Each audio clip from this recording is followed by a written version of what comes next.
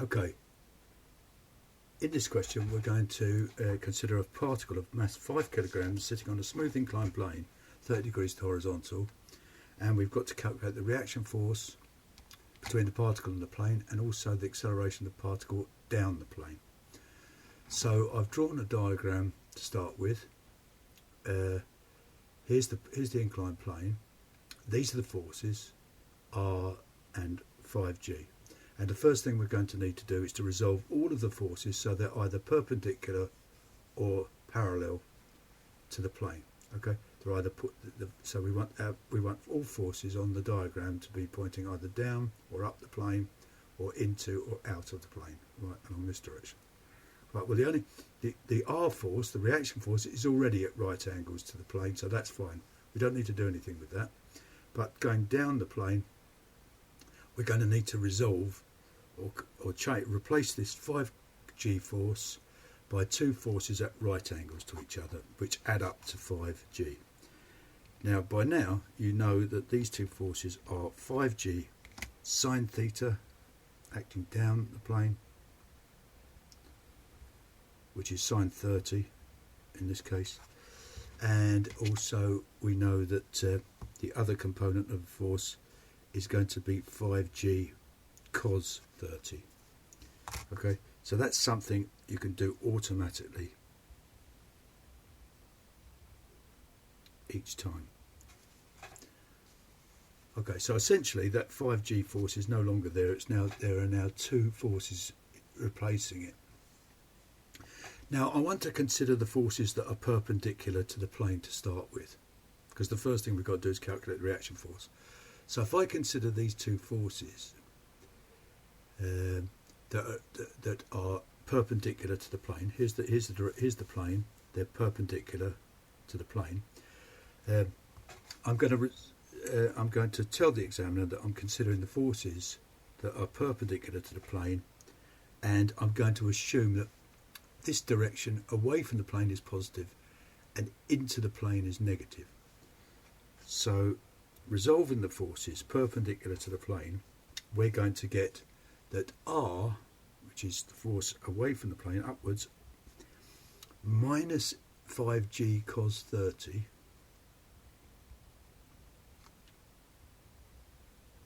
is equal to 0. Now why is it equal to 0? Well, if we combine these two forces together, the result is 0.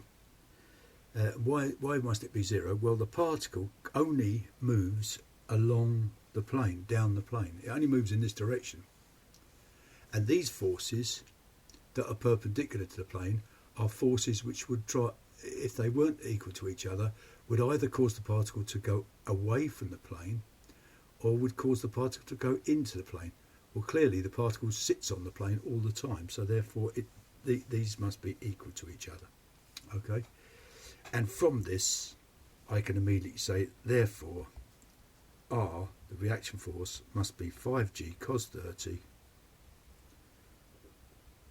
which, if you work it out on the calculator and give your answer to 3 significant figures, let me just do that. So I've got 5 times 9.81 times cosine 30 degrees. Make sure your calculator is set to degrees and not radians.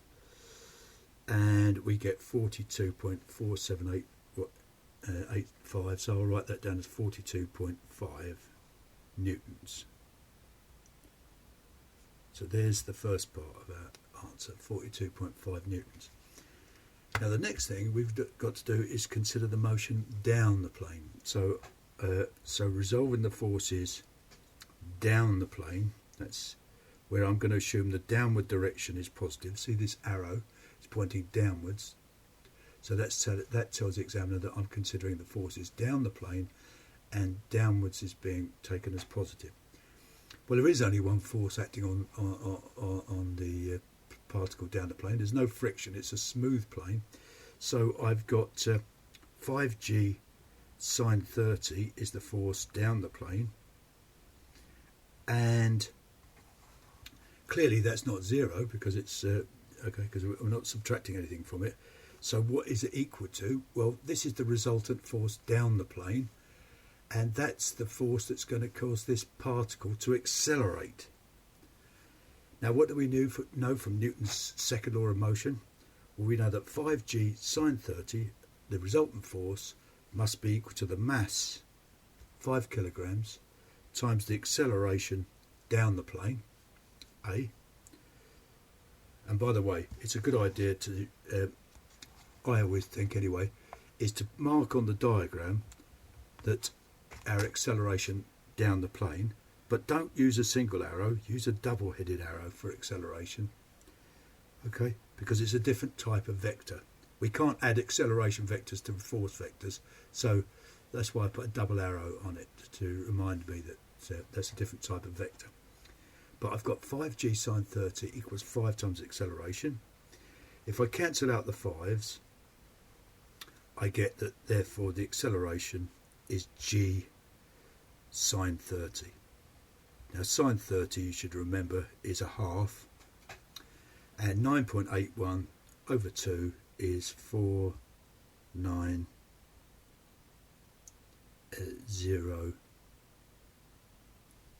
five, I think. So it's probably, I'm terrible. We're going to work it out in the calculator. 9.81 divided by 2 equals 4.91. Yep, to 3 significant figures.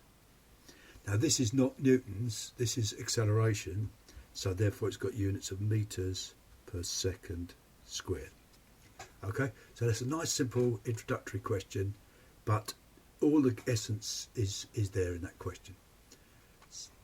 Okay, so I'll come back to you with another question in a moment.